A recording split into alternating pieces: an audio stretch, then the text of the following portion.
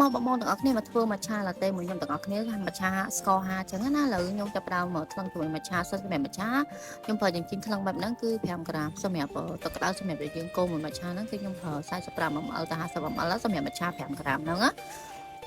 បន្ទាប់មកបងដាក់ទឹកក្តៅពាក់កណ្ដាលទៅមកយើងកូរmatcha អល់និយាយសិនណាយើងកូរវាជារង្វង់អល់ហើយបន្ទាប់មកយើងកូរទៅវិញទៅមកមើលតែសប់ល្អហើយយើងចាក់ទឹកក្តៅនៅសល់មកបងកូររៀង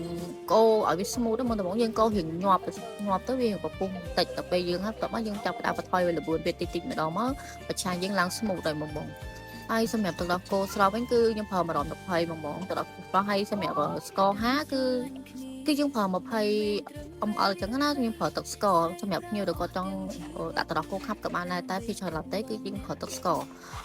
ឥឡូវនេះយើងដាក់ទឹកកកពេញកាមកបងហើយយើងចាក់ម្ឆារបស់យើងមកជាការស្លាច់មកឲ្យមើលនៅពណ៌ម្ឆាដែលខ្ញុំធ្វើនេះបានគឺពណ៌ដិតល្អហើយរសជាតិវាឆ្ងាញ់ឈ្ងុយដិតណាហើយបងចូលចិត្តម្ឆាអីអាចមកកន្លែងខ្ញុំបានអរគុណបាយបាយ